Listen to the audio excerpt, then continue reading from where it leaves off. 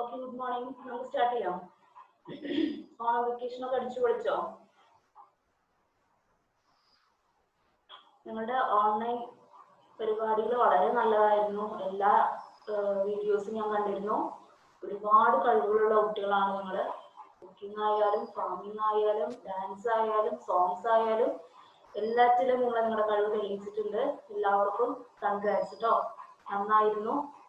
Keep it up. അപ്പൊ നമ്മൾ കഴിഞ്ഞ ക്ലാസ്സിൽ സെക്കൻഡ് മൊഡ്യൂൾ സ്റ്റാർട്ട് ചെയ്തിട്ടുണ്ടായിരുന്നു. സ്ട്രെസ് ആൻഡ് സ്ട്രെയിൻ എന്നുള്ള ഭാഗമാണ് തുടങ്ങിയത്. അതിൽ ടെമ്പറേച്ചർ സ്ട്രെസ് ആണ് ലാസ്റ്റ് ക്ലാസ്സിൽ നിർത്തിയത്. അതിന്റെ പ്രോബ്ലം നമ്മൾ ചെയ്തിട്ടുണ്ടാവില്ല. അപ്പൊ ടെമ്പറേച്ചർ സ്ട്രെസ്സും മറ്റു കാര്യങ്ങളും എങ്ങനെയാണ് എന്ന് നമുക്ക് ടെമ്പറേച്ചർ സ്ട്രെസ് ആദ്യമായിട്ട് നമുക്ക് സ്റ്റാർട്ട് ചെയ്യാം കേട്ടോ.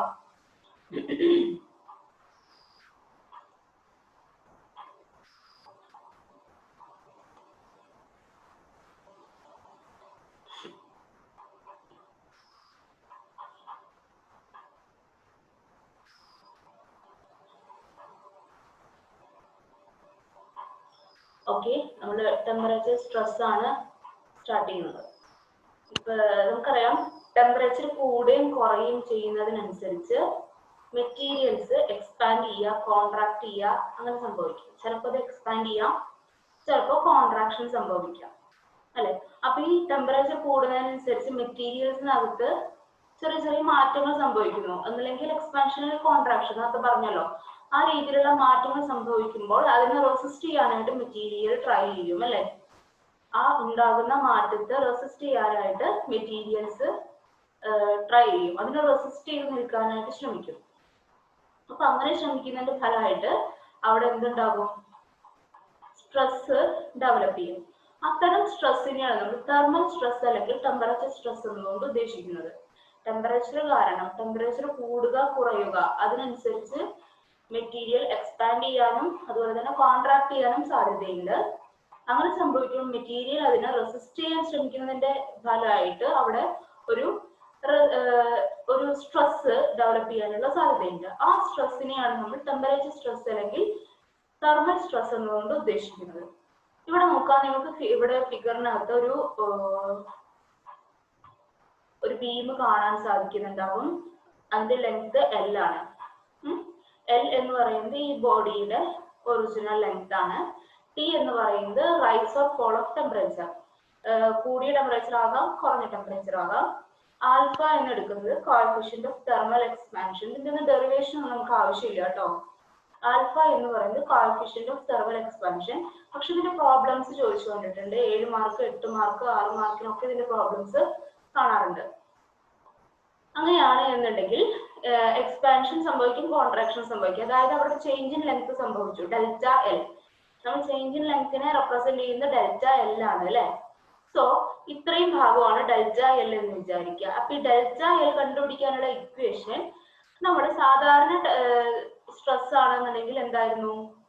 ഡെൽറ്റ എൽ കാണാനുള്ള ഇക്വേഷൻ PL/AE ആയിരുന്നു അവിടെ യൂസ് ചെയ്ത ഇക്വേഷൻ, അല്ലെ? PL/AE. അത് നമുക്ക് എങ്ങനെ കിട്ടിയത്? നമ്മുടെ യങ്സ് മോഡുലസും അതുപോലെ സ്ട്രെയിൻ്റെ ഇക്വേഷൻ ഒക്കെ വെച്ച് ഡിറൈവ് ചെയ്ത് നമുക്ക് കിട്ടിയ ഒരു ഇക്വേഷൻ ആയിരുന്നു. Delta L is equal to PL/AE. In case of temperature stress, thermal stress ആണ് അവിടെ ഉണ്ടായിട്ടുള്ളത് എങ്കിൽ ഡെൽറ്റ എൽ കാണാനുള്ള ഇക്വേഷൻ L ആൽഫ T ആണ്. L എന്ന് പറയുന്നത് original length of body, alpha is the coefficient of thermal expansion, T is the rise or fall of temperature. Okay, അങ്ങനെയാണ് എന്നുണ്ടെങ്കിൽ സ്ട്രെയിൻ എന്താണ്? സ്ട്രെയിൻ എന്ന് പറഞ്ഞാൽ നമുക്കറിയാം change in length by original length ആണ്. That is delta L/L.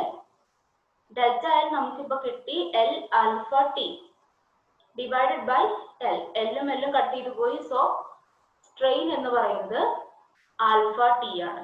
അപ്പോ delta L alpha T, strain alpha T. അങ്ങനെയാണെങ്കിൽ stress എന്തായിരിക്കും? സ്ട്രെസ് എന്ന് പറഞ്ഞാൽ സ്ട്രെയിൻ ഇൻറ്റു യങ്സ് മോഡുലസ് അല്ലേ? Young's modulus E is equal to stress by strain. So stress is equal to Young's modulus into strain. So നമുക്ക് strain into Young's modulus എന്ന് എഴുതാം. So alpha T E എന്നാണ് കിട്ടുക. Thermal stress എന്ന് പറയുന്നത് alpha T E ആയിരിക്കും. Okay,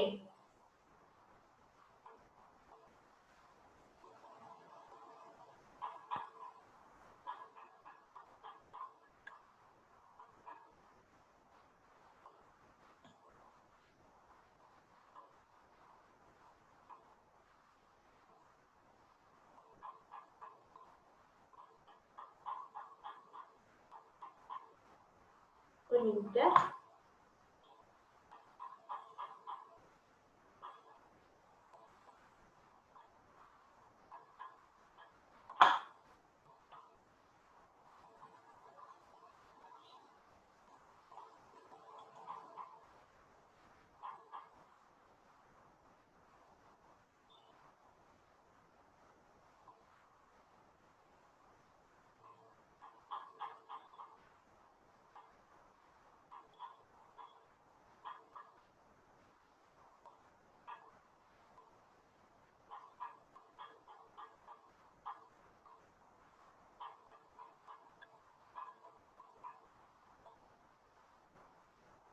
okay, കേൾക്കുന്നുണ്ട്, കാണുന്നുണ്ടെന്ന് വിചാരിക്കുന്നു. എന്തോ പ്രശ്നം ഉണ്ടായിരുന്നോ? ഓക്കെ, എന്തായാലും ഞാൻ ഒന്നുകൂടെ പറയാം.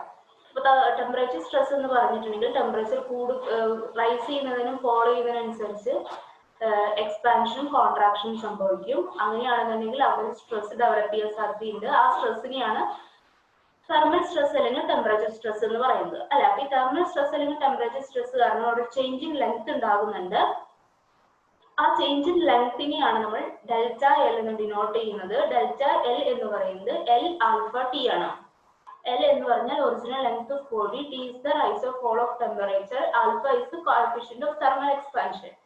അതാണ് delta L is equal to L alpha T. Okay, ഇനി സ്ട്രെയിൻ എന്ന് പറഞ്ഞാൽ നമുക്കറിയാം ഡെൽറ്റ എൽ ബൈ എൽ ആണെന്ന് അറിയാം. ഡെൽറ്റ എൽ നമുക്ക് ഇവിടെ കിട്ടി L alpha T divided by L. So strain is alpha T.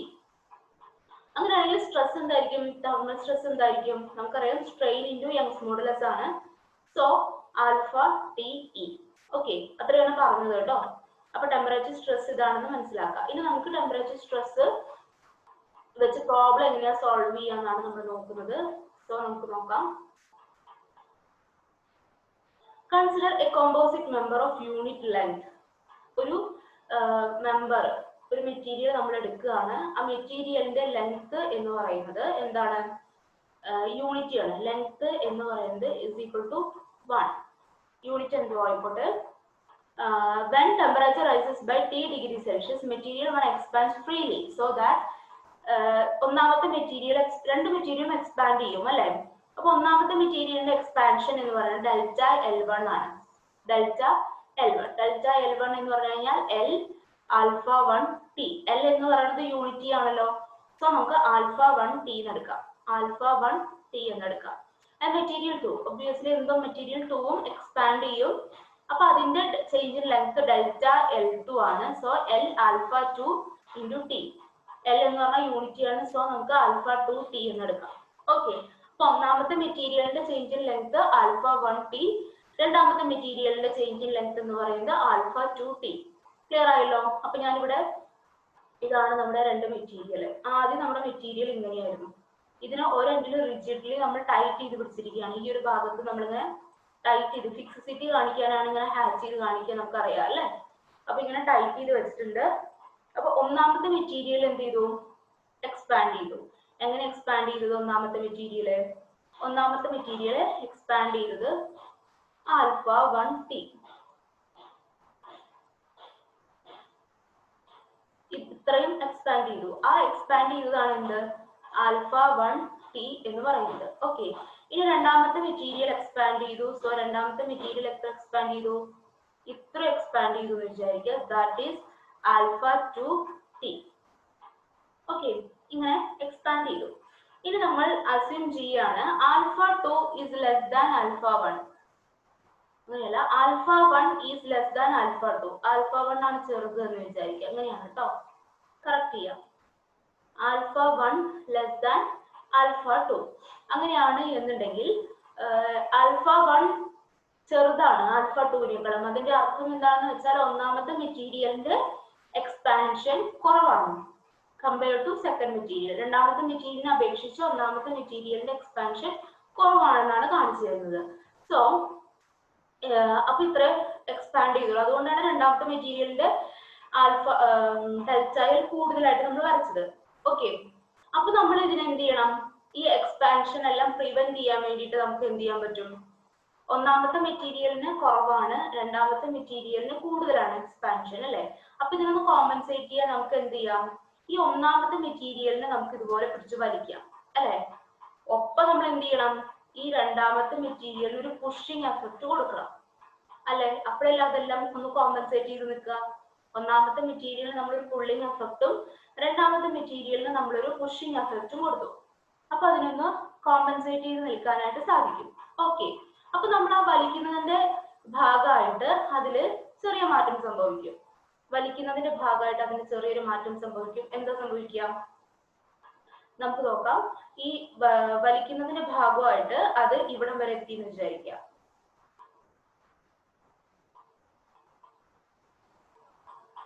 വലിച്ചപ്പോൾ അത് ഇത്ര എത്തി.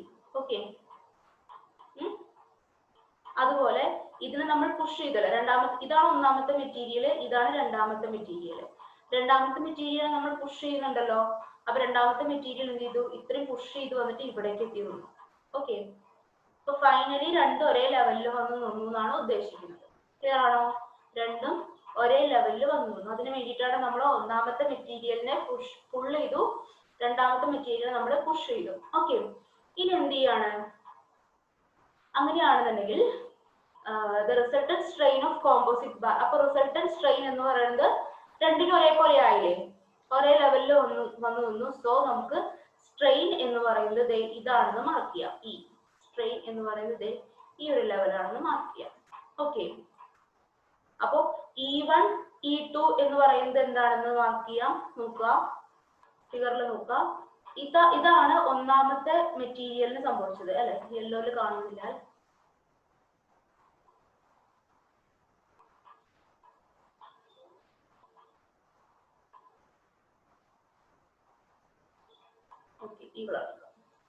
ഇതാണ് ഒന്നാമത്തെ മെറ്റീരിയലിന്റെ E1 എന്ന് പറയുന്നത്. ഓക്കെ, രണ്ടാമത്തെ മെറ്റീരിയലിന്റെ എന്ന് പറയുന്നത്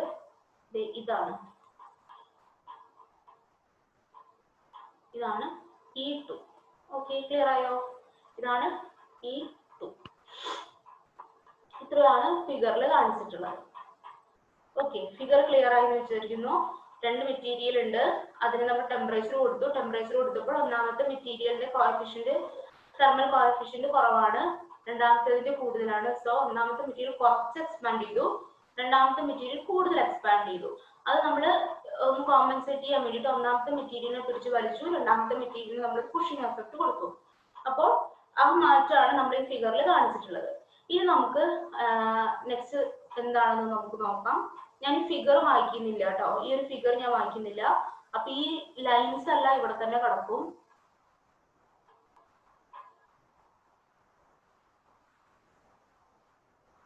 നോക്കട്ടെ കേട്ടോ, അത് മൈൻഡ് ചെയ്യണ്ട, നിങ്ങൾ ഫിഗർ മാത്രം നോക്കിയാൽ മതി. ഓക്കെ, അപ്പോ നമ്മൾ പറയാണ് push on 2 is equal to pull on 1. നമ്മൾ രണ്ടാമത്തതിൽ പുഷിംഗ് എഫക്റ്റും ഒന്നാമത്തതിൽ പുള്ളിംഗ് ആണ് കൊടുത്തത്. അത് നമ്മൾ ഈക്വലായി കൊടുത്തത് കാരണമാണ് അത് ഒരേ ലെവലിൽ വന്നത് അല്ലെ. സോ നമുക്ക് ഇങ്ങനെ എഴുതാം, P2 is equal to P1 എന്ന് എഴുതാം. P2 is equal to P1. അങ്ങനെയാണെന്നുണ്ടെങ്കിൽ P എന്ന് പറഞ്ഞാൽ നമുക്കറിയാം P ഈസ് ലോഡ് ആണ് അല്ലെ. അതിന് നമുക്ക് സ്ട്രെസ്സിന്റെ ടേംസിൽ എങ്ങനെ എഴുതാം, F2A2 is equal to F1A1. ഇതെല്ലാം നമ്മൾ ഡീറ്റെയിൽ ആയിട്ട് കഴിഞ്ഞ ക്ലാസ്സിൽ പറഞ്ഞതാണ്, ഞാൻ ഒന്നുകൂടെ ഓർമ്മിപ്പിക്കാൻ വേണ്ടി പറയുന്നേ ഉള്ളൂ കേട്ടോ. അപ്പൊ P2 നമുക്ക് F2A2 എന്ന് എഴുതാം, P1 F1A1 എന്ന് എഴുതാം. അതിൽ നിന്ന് F1 is equal to F2 into A2 by A1 എന്ന് എഴുതി. ഓക്കെ, ഇത് നോക്കുക, നമ്മുടെ E1 എന്ന് പറയുന്നത് എന്താണ്, ഇതേപറ്റിണ്ട്. E1 എന്ന് പറഞ്ഞിട്ടുണ്ടെങ്കിൽ E മൈനസ് α1T ആണ് അല്ലെ. α1T എന്ന് പറഞ്ഞു കഴിഞ്ഞാൽ ഡെൽറ്റ L1. ഓക്കെ, α1T എന്ന് പറയുന്നത് ഡെൽറ്റ L1. അതുപോലെ E2, ഇതാണ് നമ്മുടെ E2, ഇത്രയും ഭാഗം അല്ലെ. ഈ E2 എന്ന് പറയുന്നത് എന്തായി, ഡെൽറ്റ L2. ഇത് മൊത്തം ഡെൽറ്റ L ആണ്. ഡെൽറ്റ L ൽ നിന്ന് E മൈനസ് ചെയ്താൽ മതി. ഫിഗറിൽ നിന്ന് ക്ലിയർ ആണെന്ന് വിചാരിക്കുന്നു. ഡെൽറ്റ L2 അതായത് α2T മൈനസ് E ചെയ്താൽ നമുക്ക് E2 കിട്ടും. ഓക്കെ, ഇനി രണ്ടും കൂടെ ആഡ് ചെയ്തു, E1 plus E2. So delta L2 minus delta L1 എന്ന് നമുക്ക് കിട്ടി. നമ്മള് ഇ എന്ന് പറഞ്ഞിട്ടുണ്ടെങ്കിൽ സ്ട്രെയിൻ ആണ്. സോ F1/E1 പ്ലസ് E2 എന്ന് പറഞ്ഞാൽ രണ്ടാമത്തെ മെറ്റീരിയൽ സ്ട്രെയിൻ ആണ്. സോ F2/E2 എന്ന് എഴുതാം. എന്ന് പറയുന്നത് ആൽഫ 2t, ഡെൽറ്റ L2 എന്ന് പറഞ്ഞാൽ alpha 2t minus delta L1 എന്ന് പറയുന്നത് ആൽഫ 1t. ഓക്കെ, ഇനി F1/E1 plus F2/E2 is equal to t into alpha 2 minus alpha 1. Okay, t into alpha 2 minus alpha 1. അപ്പൊ നമുക്ക് നമ്മുടെ നേരത്തെ ഈ ഒരു ഇക്വേഷനും നേരത്തെ P2 is equal to P1 എന്ന് പറഞ്ഞ നമുക്ക് ഒരു ഇക്വേഷൻ കിട്ടിയിട്ടുണ്ട്. രണ്ടും കൂടെ സോൾവ് ചെയ്യുകയാണെങ്കിൽ നമ്മുടെ പ്രോബ്ലത്തിൽ നമുക്ക് എന്താണോ ചോദിച്ചിട്ടുള്ളത് അത് കണ്ടുപിടിക്കാനായിട്ട് സാധിക്കും. സോ നമുക്ക് പ്രോബ്ലം ചെയ്ത് നോക്കാം, ഒന്നുകൂടെ എളുപ്പമാവാതായിരിക്കും. നോക്കുക, പ്രോബ്ലം നോക്കുക. A steel rod 30 mm dia 300 mm long is subjected to a tensile force of P acting axially. The temperature of the rod is then raised through 80 degrees Celsius and the total extension measured is 0.35 mm. Find the value of P given E is equal to 200 kilonewton per mm square and alpha is equal to 12.5 into 10 raised to minus 6 per degree Celsius. നമുക്കൊരു steel rod ഉണ്ട്. ആ steel റോഡിന്റെ diameter എത്രയാണ്? 30 mm ആണെന്ന് തന്നിട്ടുണ്ട്. Length എത്രയാണ്? 300 mm ആണെന്ന് തന്നിട്ടുണ്ട്. അവിടെ ഒരു ടെൻസൈൽ ലോഡ് P എന്ന് പറയുന്ന ഒരു ടെൻസൈൽ ലോഡ് ആക്ട് ചെയ്യുന്നുണ്ട്. അതാണ് നമ്മൾ കണ്ടുപിടിക്കേണ്ടത്. നമുക്ക് ടെമ്പറേച്ചർ തന്നിട്ടുണ്ട്, 80 ഡിഗ്രി സെൽഷ്യസ് ആണ് ടെമ്പറേച്ചർ എന്ന് തന്നു. അതുപോലെ അവിടെ ഉണ്ടായ എക്സ്റ്റൻഷൻ എത്രയാണ്? ടെമ്പറേച്ചർ കാരണം എക്സ്റ്റൻഷൻ സംഭവിച്ചു. സോ ആ എക്സ്റ്റൻഷൻ എത്രയാണ്? അതായത് എത്ര തന്നിരിക്കുന്നത്? 0.35 mm ആണെന്ന് നമുക്ക് തന്നിട്ടുണ്ട്. ഓക്കെ, ഡെൽറ്റ L 0.35 mm ആണെന്ന് തന്നിട്ടുണ്ട്. Find the value of P. Value of P കണ്ടുപിടിക്കണം. ഈ വാല്യൂ തന്നിട്ടുണ്ട്, യങ്സ് മോഡുലസ് തന്നിട്ടുണ്ട്, അതുപോലെ ആൽഫ വാല്യൂ തന്നിട്ടുണ്ട്. അപ്പോൾ L is equal to 300 mm, T is equal to 80 degree Celsius ആണ്. അങ്ങനെയാണെന്നുണ്ടെങ്കിൽ നമ്മുടെ ടെമ്പറേച്ചർ സ്ട്രെസ് ആണെന്ന് മനസ്സിലായില്ലേ? ടെമ്പറേച്ചർ തന്ന സ്ഥിതിക്ക് അവിടെ എന്ത് സ്ട്രെസ് ഉണ്ടാകുന്നത്? തെർമൽ സ്ട്രെസ് ആണ് ഉണ്ടാകുന്നത്. സോ തെർമൽ സ്ട്രെസ് കാരണം ഉണ്ടാകുന്ന ചേഞ്ച് ഇൻ ലെങ്ത് എത്രയാണ്? Delta L alpha T. L alpha T ആണെന്ന് അറിയാം. L എന്ന് പറഞ്ഞാൽ നമുക്ക് തന്നിട്ടുണ്ട് 300, ആൽഫ എന്ന് പറഞ്ഞാൽ 12.5 into 10 raised to minus 6. ഇവിടെ മൈനസ് ഉണ്ട് കേട്ടോ, 10 raised to minus 6. ഇവിടെ മൈനസ് ഉണ്ട്, 10 raised to minus 6 into temperature T 80 എന്ന് പറഞ്ഞാൽ 0.3 mm എന്ന് നമുക്ക് കിട്ടി. പക്ഷെ നമുക്ക് ഇവിടെ ഒരു എക്സ്പാൻഷൻ തന്നിട്ടുണ്ട്, എത്രയാണ്? 0.35 mm എന്ന് പറയുന്നത്. Okay, 0.35 mm. അപ്പൊ ഈ എക്സ്പാൻഷൻ, ഈ ഡെൽറ്റ L എന്ന് പറഞ്ഞാൽ നമുക്ക് ഇവിടെ കിട്ടിയിട്ടുള്ള 0.3 എന്ന് പറയുന്നത് ടെമ്പറേച്ചർ സ്ട്രെസ് കാരണമുള്ള എക്സ്പാൻഷൻ ആണ്. ഓക്കെ, പക്ഷെ ടോട്ടൽ എക്സ്പാൻഷൻ 0.35 mm ആണെന്ന് തന്നിട്ടുണ്ട്. അപ്പൊ അതിൽ നിന്ന് നമുക്ക് എന്ത് മനസ്സിലാക്കാം? അവിടെ ഒരു ഫോഴ്സ് ആക്ട് ചെയ്യുന്നുണ്ട്, ടെമ്പറേച്ചറും ആക്ട് ചെയ്യുന്നുണ്ട്. ടെമ്പറേച്ചർ കാരണമുള്ള എക്സ്പാൻഷൻ ആണ് നമുക്ക് 0.3 mm എന്ന് കിട്ടിയത്. ക്ലിയർ ആണല്ലോ? ടെമ്പറേച്ചർ കാരണമുള്ള എക്സ്പാൻഷൻ ആണ് 0.3 എന്ന് കിട്ടിയിട്ടുള്ളത്. പക്ഷെ തന്നിരിക്കുന്ന ടോട്ടൽ എക്സ്പാൻഷൻ എന്ന് പറയുന്നത് 0.35 ആണ്. അതിന്റെ അർത്ഥം 0.3 കഴിഞ്ഞ് ബാക്കിയുള്ളതുണ്ടല്ലോ, ബാക്കിയുള്ള എത്രയുണ്ട്? 0.05 mm ഉണ്ടാവും അല്ലെ? ആ എക്സ്പാൻഷൻ എന്ന് പറയുന്നത് ഫോഴ്സ് കാരണം ഉണ്ടാകുന്നതാണ്. ക്ലിയർ? 0.3 ആണ് ടെമ്പറേച്ചർ സ്ട്രെസ് കാരണം ഉണ്ടാകുന്ന എക്സ്പാൻഷൻ എന്ന് നമ്മൾ L ആൽഫ T എന്നുള്ള ഇക്വേഷനിൽ നിന്ന് കണ്ടുപിടിച്ചു. അത് 0.3 ആണ്. പക്ഷെ ടോട്ടൽ എക്സ്പാൻഷൻ സംഭവിച്ചിരിക്കുന്നത് 0.35 ആണ്. ക്ലിയർ? അങ്ങനെയാണെന്നുണ്ടെങ്കിൽ എക്സ്ട്രാ വന്നിട്ടുള്ളത് നമ്മുടെ ആക്സിയൽ ലോഡ് കാരണമാണ്. സോ നമുക്ക് എന്ത് എഴുതാം? Extension produced by the axial force എന്ന് പറയുന്നത് 0.35 മൈനസ് 0.3. ഇവിടെ മൈനസ് ആണ്, 0.3 എന്ന് പറയുന്നത് 0.05 mm എന്ന് കിട്ടി. ഓക്കെ, 0.05 mm എന്ന് നമുക്ക് കിട്ടി. അപ്പൊ നമുക്ക് കിട്ടിയത് എന്താണ്? ഡെൽറ്റ L ആണ് അല്ലെ? അതായത് ലോഡ് കാരണം, ആക്സിയൽ ഫോഴ്സ് കാരണമുള്ള ചേഞ്ച് ഇൻ ലെങ്ത് ആണ് 0.05. ലോഡ് കാരണമുള്ള ചേഞ്ച് ഇൻ ലെങ്ത് കാണാനുള്ള ഇക്വേഷൻ നമുക്കറിയാം, PL/AE ആണ്. നമുക്ക് PL/AE ഇതിൽ നമ്മൾ സബ്സ്റ്റിറ്റ്യൂട്ട് ചെയ്യണം. ഈ എക്സ്പാൻഷൻ എത്രയാണ് നമുക്കറിയാം? 0.05 ആണ്.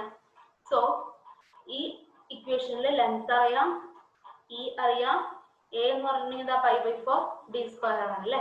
ഇതെല്ലാം സബ്സ്റ്റിറ്റ്യൂട്ട് ചെയ്യുകയാണെങ്കിൽ ഇതിൽ നിന്ന് എന്ത് കണ്ടുപിടിക്കാം? P യുടെ വാല്യൂ കണ്ടുപിടിക്കാം. ക്ലിയർ? നമുക്ക് എക്സ്ട്രാ വന്നത് PL by AE എന്ന് പറഞ്ഞ് നമ്മൾ സബ്സ്റ്റിറ്റ്യൂട്ട് ചെയ്തു. PL by AE is equal to എന്ന് പറഞ്ഞാൽ നമുക്കറിയാം 0.05 ആണെന്ന് അറിയാം. ഓക്കെ, ഇനി ഇതിൽ നിന്ന് നമുക്ക് P കണ്ടുപിടിക്കാം. കാരണം ബാക്കിയുള്ള വാല്യൂസ് എല്ലാം നമുക്ക് അറിയാം. ക്ലിയർ ആണോ? അപ്പൊ അങ്ങനെ ഇതിൽ അൺനോൺ P മാത്രമാണ്. അപ്പൊ ഇക്വേഷൻ സോൾവ് ചെയ്യാൻ ഈ വാല്യൂസ് എല്ലാം ഇതിൽ സബ്സ്റ്റിറ്റ്യൂട്ട് ചെയ്ത് സോൾവ് ചെയ്യുകയാണെന്നുണ്ടെങ്കിൽ നമുക്ക് പിയുടെ വാല്യൂ കിട്ടും അല്ലെ. P is equal to ഇതിൽ നിന്ന് നമുക്ക് ഇങ്ങനെ എഴുതാം. P is equal to എന്തെന്ന് എഴുതാം? 0.05 into area into E അല്ലെ. Area into E divided by L ചെയ്താൽ മതി. ഇത് 0.05, ഏരിയ എന്ന് പറയുന്നത് 5/4 into d square, ഇ നമുക്ക് തന്നിട്ടുണ്ട് അല്ലെ 200 into 10⁻³ ഡിവൈഡ് ബൈ ലെങ്ത് 300. ഇത് സോൾവ് ചെയ്യുകയാണെന്നുണ്ടെങ്കിൽ നമുക്ക് എന്ത് കിട്ടി? Load P is equal to എന്ന് പറയുന്നത് 23.562 കിലോമീറ്റർ ആണെന്ന് കിട്ടി. അപ്പൊ ഇങ്ങനെയാണ് ഈ പ്രോബ്ലം ചെയ്യുന്നത്. ഓക്കെ, നെക്സ്റ്റ് പ്രോബ്ലത്തിലേക്ക് നമുക്ക് പോവാം.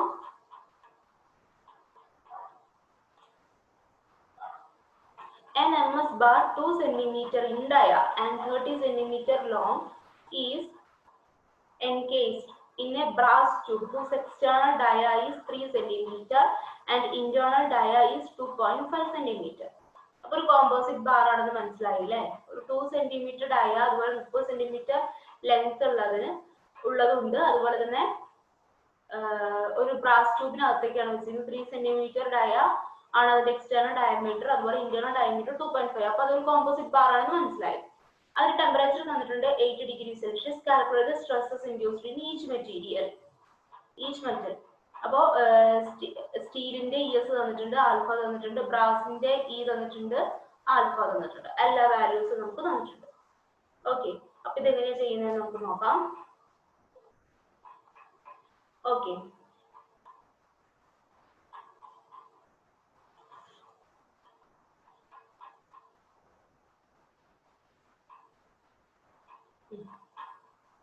അപ്പോ ഒരു ബ്രാസ് ട്യൂബ്, അതിനകത്ത് സ്റ്റീല്, ഒരു ബ്രാസ് ഉണ്ട്, അതിനകത്ത് സ്റ്റീലാണ് എൻഗേജ് ചെയ്തിരിക്കുന്നത്.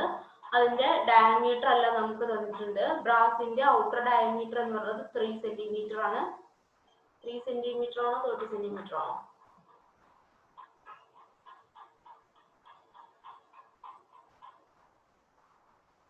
ക്വസ്റ്റ്യൻ നോക്കട്ടെ കേട്ടോ.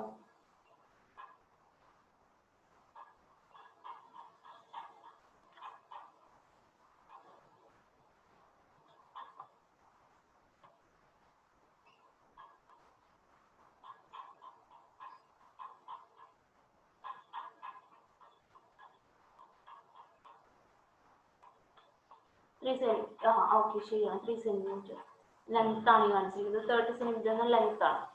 ഓക്കെ, അപ്പൊ ബ്രാസിന്റെ ഔട്ടർ ഡയ എന്ന് പറയുന്നത് 3 cm ആണ്. അതുപോലെ നമ്മുടെ അതിനകത്തേക്ക് എന്താ വെച്ചിട്ടുള്ളത്? നമ്മള് സ്റ്റീല് വെച്ചിട്ടുണ്ട്. സ്റ്റീലിന്റെ എക്സ്റ്റേണൽ ഡയമീറ്റർ 2.5 ആണ്, ഇന്റേണൽ ഡയമീറ്റർ 2 ആണ്. അത്രയും നമുക്കറിയാം. ലെങ്ത് 30 ആണെന്നും അറിയാം അല്ലെ. പിന്നെ നമുക്ക് ES തന്നിട്ടുണ്ട്, അതുപോലെ ആൽഫ എസ് തന്നിട്ടുണ്ട്, അതുപോലെ EB തന്നിട്ടുണ്ട്, അതായത് ബ്രാസിന്റെ യങ്സ് മോഡുലസ്, അതുപോലെ ബ്രാസിന്റെ കോഎഫിഷ്യന്റ് ഓഫ് തെർമൽ എക്സ്പാൻഷൻ. ഇത്രയും കാര്യങ്ങൾ നമുക്ക് അവിടെ തന്നിട്ടുണ്ട്. നോക്കാം, ഏരിയ ഓഫ് സ്റ്റീൽ എന്ന് പറയുന്നത് എന്തായിരിക്കും? 5/4 into d square. സ്റ്റീല് എന്ന് പറയുന്നത് ഇതാണ് അല്ലെ. അപ്പൊ അതിന്റെ ഏരിയ എന്ന് പറയുന്നത് 5/4 into 2 square ചെയ്ത് കഴിഞ്ഞാൽ നമുക്ക് ഏരിയ ഓഫ് സ്റ്റീൽ കിട്ടും. അതുപോലെ തന്നെ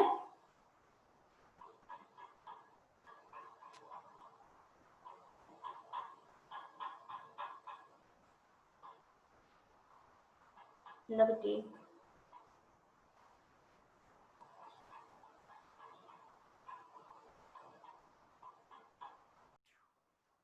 ഓക്കെ, അപ്പൊ ഏരിയ ഓഫ് സ്റ്റീൽ നമുക്കറിയാം 5/4 into 2 square എന്നുള്ളത് കണ്ടുപിടിച്ചു. ഇനി ഏരിയ ഓഫ് ബ്രാസ് എന്ന് പറയുന്നത് 5/4 into അതിന്റെ ഔട്ടർ ഡയമീറ്റർ 3 ആണ്, അതുപോലെ ഇന്നർ ഡയമീറ്റർ 2.5 ആണ്. So 5/4 into 3 square minus 2.5 square എന്ന് പറയുന്നത് എന്താ? ഇൻറ്റു 100 യൂണിറ്റ് മാറ്റുന്നതിന് വേണ്ടിയിട്ടാണ് കേട്ടോ. അപ്പൊ എന്തോന്നു നമുക്ക് 68.755 mm സ്ക്വയർ എന്ന് തോന്നി. mm സ്ക്വയർ നമുക്ക് സെന്റിമീറ്റർ ആയിരുന്നു, അതിനെ mmലേക്ക് മാറ്റി. നമുക്ക് ആൽഫ ബി ആൽഫ എസ് എന്ന് പറയുന്നത്, ആൽഫ ബി അതുപോലെ ആൽഫ എസ് എന്ന് പറയുന്നത് തന്നിട്ടുണ്ട്. അപ്പൊ അതിൽ ഏതാണ് വലുതെന്ന് നമുക്ക് നോക്കാം. ആൽഫ ബിയുടെ വാല്യൂ നോക്കൂ. ആൽഫ ബി എന്ന് പറയുന്നത് 165 ആണ്. ആൽഫ എസ് എന്ന് പറയുന്നത് 112 ആണ്. അപ്പൊ ഏതാ കൂടുതൽ? ആൽഫ ബി ആണ് കൂടുതൽ അല്ലെ? ആൽഫ ബി ആണ് കൂടുതൽ. സോ ആൽഫ ബി ആണ് കൂടുതൽ എക്സ്പാൻഡ് ചെയ്യുക, ശരിയല്ലേ? അതായത് ബ്രാസ് ആണ് കൂടുതലായിട്ട് എക്സ്പാൻഡ് ചെയ്യുക. അപ്പൊ നമ്മൾ എന്ത് ചെയ്യണം? ബ്രാസിനെ കൂടുതൽ എക്സ്പാൻഡ് ചെയ്യുന്ന കാരണം ബ്രാസിൽ നമ്മളൊരു പുഷിംഗ് എഫക്റ്റ് കൊടുക്കണം, സ്റ്റീലിന് നമ്മളൊരു പുള്ളിങ് എഫക്റ്റ് കൊടുക്കണം അല്ലെ? ബ്രാസിൽ നമ്മൾ പുഷിംഗ് എഫക്റ്റും സ്റ്റീലില് പുള്ളിങ് എഫക്റ്റും കൊടുത്തു. സോ നമുക്ക് എങ്ങനെ എഴുതാം? F B A B is equal to, അതായത് പി നമ്മള് ബ്രാസിൽ കൊടുക്കുന്ന പി ഇസ് ഈക്വൽ ടു സ്റ്റീലിൽ കൊടുക്കുന്ന പി എന്ന് പറയുന്നത് F B A B is equal to F S A S എന്ന് നമുക്ക് എഴുതാനായിട്ട് സാധിക്കും. അതെങ്ങനെ എഴുതുന്നത്? നമുക്കറിയാം സ്ട്രെസ് എന്ന് പറഞ്ഞിട്ടുണ്ടെങ്കിൽ ലോഡ് ബൈ ഏരിയ ആണ് അല്ലെ?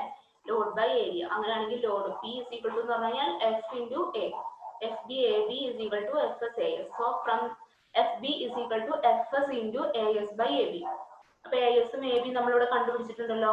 എ എസും എ ബി നമ്മളിവിടെ ഇവിടെ കണ്ടുപിടിച്ച് വെച്ചിട്ടുണ്ട്, അതിവിടെ സബ്സ്റ്റിറ്റ്യൂട്ട് ചെയ്തു. അപ്പൊ നമുക്ക് എന്ത് കിട്ടി? F B is equal to ഒരു വാല്യൂ, എത്രയാ വാല്യൂ? 1.45. 1.45 ഇൻറ്റു എഫ് എസ് എന്ന് പറഞ്ഞൊരു വാല്യൂ കിട്ടി. എഫ് ബിക്ക് ഒരു വാല്യൂ കിട്ടി 1.45 ഇൻറ്റു എഫ് എസ്. ഓക്കെ, അപ്പൊ അത്രയും ചെയ്തു കഴിഞ്ഞു. ഇനി നമ്മുടെ നെക്സ്റ്റ് സ്റ്റെപ്പ് എന്താണ്? നമുക്കറിയാം, സോറി, ഓക്കെ, ബ്രാസിൽ ഉണ്ടാകുന്ന സ്ട്രെയിൻ എന്ന് പറയുന്നത് എന്തായിരിക്കും?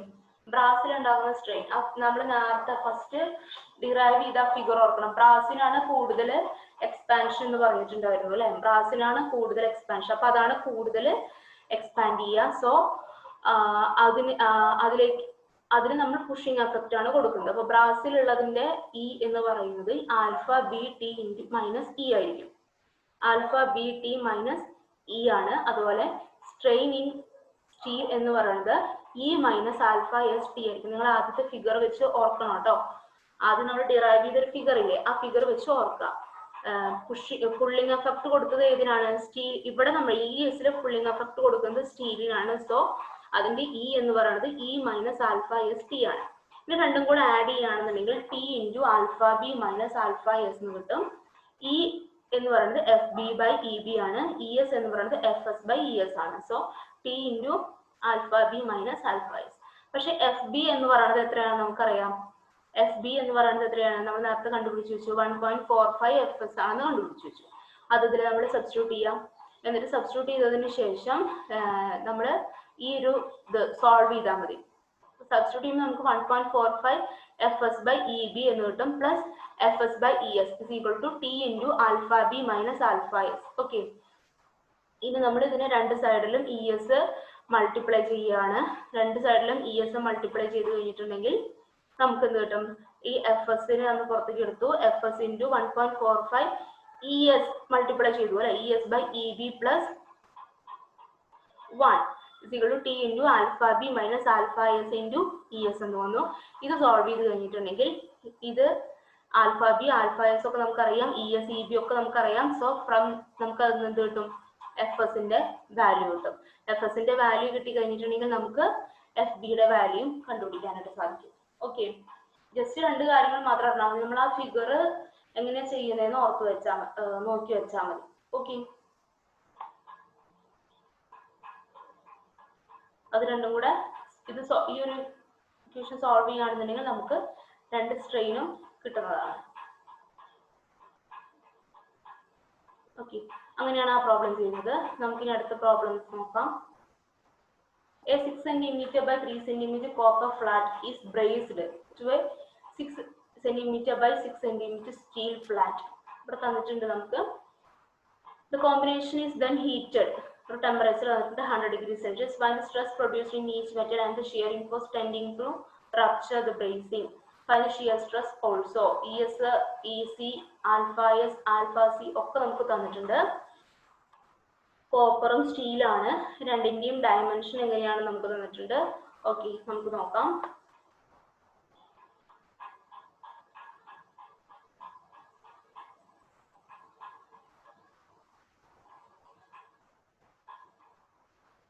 ഓക്കെ, നമുക്ക് ആദ്യം ഏരിയ ഓഫ് സ്റ്റീലും അതുപോലെ ഏരിയ ഓഫ് കോപ്പറും, സ്റ്റീലും കോപ്പറും അല്ലേ, അതെ, ഏരിയ ഓഫ് സ്റ്റീലും അതുപോലെ ഏരിയ ഓഫ് കോപ്പറും കണ്ടുപിടിക്കാം. നമുക്ക് ആൽഫ എസ് ആൽഫ സി നോക്കി കഴിഞ്ഞിട്ടുണ്ടെങ്കിൽ ഏതിനാണ് ആൽഫയുടെ വാല്യൂ കൂടുതൽ?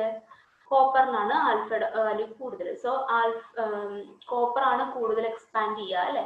അപ്പൊ ഇപ്പൊ ചെയ്തതുപോലെ തന്നെയാണ്, ഞാൻ സ്പീഡിൽ പറഞ്ഞു പോവാണ് കേട്ടോ. അപ്പോൾ ആൽഫ സി കോപ്പറിന്റെ ആൽഫ വാല്യൂ കൂടുതലാണ്, സോ അത് കൂടുതൽ എക്സ്പാൻഡ് ചെയ്യും. അപ്പൊ അതിലേക്ക് നമുക്കൊരു പുഷിംഗ് എഫക്ട് കൊടുക്കേണ്ടി വരും അല്ലെ. അതുപോലെ സ്റ്റീൽ എന്ന് പറഞ്ഞു കഴിഞ്ഞാൽ അതിന്റെ ആൽഫ വാല്യൂ കുറവാണ്, അത് കുറച്ചേ എക്സ്പാൻഡ് ചെയ്യുള്ളൂ. കോപ്പറിന്റെ അത്ര എത്താൻ വേണ്ടിയിട്ട് നമ്മൾ അതിന്റെ പുള്ളിംഗ് എഫക്ട് കൊടുക്കേണ്ടി വരും. അപ്പോൾ push on copper is equal to pull on steel എന്ന് നമുക്ക് എഴുതാം. So F C A C is equal to F S A S അല്ലെ. അപ്പൊ അതിൽ നിന്ന് F C is equal to F S into A S by A C. A എസും A C നമുക്കറിയാം. So നമുക്ക് F C is equal to 2 into F S എന്നുള്ളൊരു equation കിട്ടും. Okay, 2 into F S. Okay, ഇനി നമ്മൾ നേരത്തെ ചെയ്തതുപോലെ തന്നെയാണ്, ഇവിടെ ഷോർട്ട് ആക്കിയിട്ട് ചെയ്തു എന്നേ ഉള്ളൂ. എന്താ ചെയ്തത്?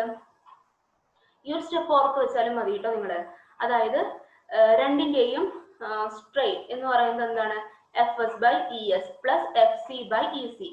അപ്പൊ രണ്ടിന്റെയും സ്ട്രെയിൻ ആയില്ലേ എന്ന് പറഞ്ഞാൽ ടി ഇൻറ്റു ഏതിന്റെ ടെമ്പറേച്ചർ കോഎഫിഷ്യന്റ് ആണ് വലുത്? ആൽഫയുടെ കോപ്പറിന്റെ ആണല്ലേ. So alpha C minus alpha S. അങ്ങനെ ഓർത്ത് വെച്ചാലും മതി, നിങ്ങൾക്ക് എളുപ്പത്തിന് ഒന്നുകൂടെ പറയാം. ഓക്കെ, നമുക്കറിയാം നമ്മുടെ ഇതാണ് ഫസ്റ്റ് സ്റ്റെപ്പ് അല്ലെ. ഫസ്റ്റ് സ്റ്റെപ്പ് ഇതാണ്. രണ്ടാമത്തെ സ്റ്റെപ്പ് കാണാനായിട്ട് നമ്മൾ എന്താ ചെയ്യുന്നത്? E C E S plus E C എന്ന് എഴുതി, സ്റ്റീലിന്റേതും ഇതും കൂടെ ആഡ് ചെയ്തു. ഇ എന്ന് പറഞ്ഞിട്ടുണ്ടെങ്കിൽ നമുക്കറിയാം സ്ട്രെസ് ബൈ യങ്സ് മോഡുലസ് ആണ് അല്ലെ. അത് സ്റ്റീലിന്റെ ആയതുകൊണ്ട് F S by E S എന്ന് നമ്മൾ എഴുതി, plus F C by E C എന്ന് എഴുതി. Okay, which is equal to, ഇത് എന്ന് പറയുന്നത് എന്താന്ന് വെച്ചാൽ ടെമ്പറേച്ചർ കോൺസ്റ്റന്റ് ആണ്. സോ ടെമ്പറേച്ചർ ഇൻറ്റു ഏതിന്റെ ആൽഫ വാല്യൂ കൂടുതൽ എന്ന് വെച്ചാൽ അത് ആദ്യം എഴുതുക. ഇവിടെ കോപ്പറിന്റെ ആണ് കൂടുതൽ, alpha C minus alpha S എന്ന് വരും. ഓക്കെ, അങ്ങനെ വന്നു കഴിഞ്ഞിട്ടുണ്ടെങ്കിൽ ഇത് സോൾവ് ചെയ്താൽ മതി. എഫ് എസ് എന്ന് പറഞ്ഞിട്ടുണ്ടെങ്കിൽ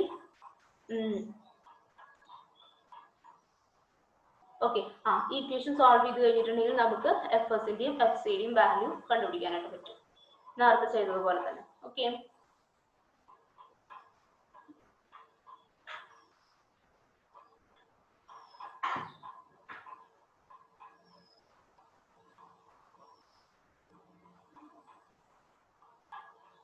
ഓക്കെ, ക്ലിയർ ആയെന്ന് വിചാരിക്കുന്നു. നമ്മൾ നേരത്തെ ചെയ്തതുപോലെ തന്നെ എന്ത് ചെയ്തു? രണ്ട് ഭാഗത്തും ഇ എസ് മൾട്ടിപ്ലൈ ചെയ്തു. അപ്പൊ അതിലുള്ള എല്ലാ ടേംസും നമുക്ക് അറിയുന്നതാണ്. ഏത് മാത്രം അറിയില്ല? എഫ് എസ് മാത്രം അറിയില്ല. അതിൽ നിന്ന് എഫ് എസ് കണ്ടുപിടിക്കാം. എഫ് എസ് കണ്ടുപിടിച്ചു കഴിഞ്ഞാൽ നമുക്ക് അതിൽ നിന്ന് എഫ് സി അറിയാം. എഫ് എസും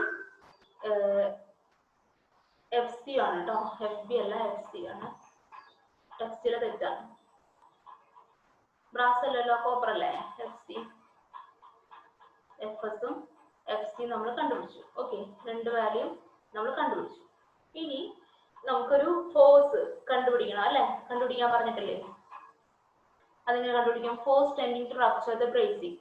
ടോട്ടൽ ഫോഴ്സ് എന്ന് പറയുന്നത് എഫ് എസ് എ എസ് അല്ലെങ്കിൽ എഫ് സി എ സി, ഇതിലേതെങ്കിലും ഒന്നായിട്ട് എടുക്കാം.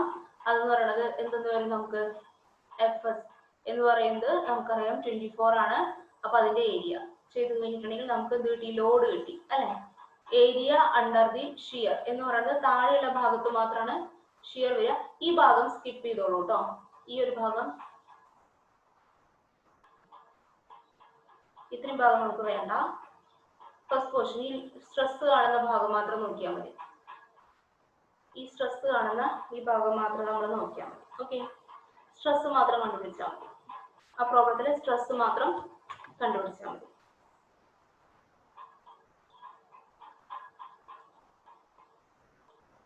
ഓക്കെ, നോക്കുക കേട്ടോ, ചെയ്ത് നോക്കുക. സംശയമെങ്കിൽ വിളിക്കും. ഇനി ഈ ഫോർത്ത് പ്രോബ്ലം നിങ്ങളൊരു ഹോംവർക്ക് ആയിട്ട് ചെയ്യേണ്ടതാണ്. ഈ ഫോർത്ത് പ്രോബ്ലം ഒരു ഹോംവർക്ക് ആയിട്ട് നിങ്ങൾ ചെയ്യേണ്ടതാണ്. വലിയ വ്യത്യാസമൊന്നുമില്ല, തന്നിട്ടുള്ള ചെയ്ത പോലെ തന്നെയാണ്, നമ്മൾ ചെയ്ത പോലെ തന്നെയാണ്. കോപ്പറിലും സ്റ്റീലിലും അനുഭവപ്പെടുന്ന സ്ട്രെസ് ആണ് കണ്ടുപിടിക്കേണ്ടത്. അപ്പൊ ഈ പ്രോബ്ലം ഹോംവർക്ക് ആയിട്ട് ചെയ്ത് എനിക്ക് അയച്ചു തരണം കേട്ടോ. നിങ്ങൾ ചെയ്ത് നോക്കിയാലേ കിട്ടുള്ളൂ. നമുക്ക് കുറെ ലിമിറ്റേഷൻസ് ഉണ്ട് ക്ലാസ് പഠിപ്പിക്കുന്നതിൽ. അപ്പോൾ ഇതൊന്ന് ചെയ്തിട്ട് എനിക്ക് അയച്ചു തരിക. ഈ ഒരു പ്രോബ്ലം വർക്ക്ഔട്ട് ചെയ്തിട്ട് എനിക്ക് അയച്ചു തരിക. ഈ വീഡിയോ നോക്കിയിട്ട് ലാസ്റ്റ് ക്ലാസ് നിങ്ങൾ ഇത് പോസ് ചെയ്ത് വെച്ചിട്ട് നിങ്ങൾക്ക് പിന്നെ കാണാമല്ലോ. ആ സമയത്ത് നിങ്ങൾ പ്രോബ്ലം എഴുതിയെടുത്താൽ മതി. ഇപ്പൊ നിങ്ങൾ ലൈവ് ചാറ്റിൽ നിങ്ങളുടെ അറ്റൻഡൻസ് പോസ്റ്റ് ചെയ്യും.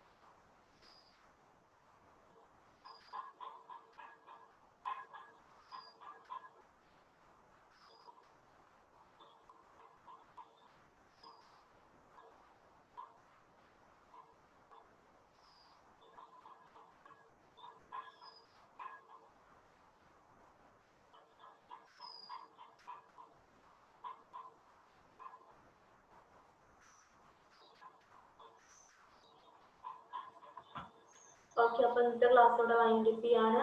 Okay, thank you.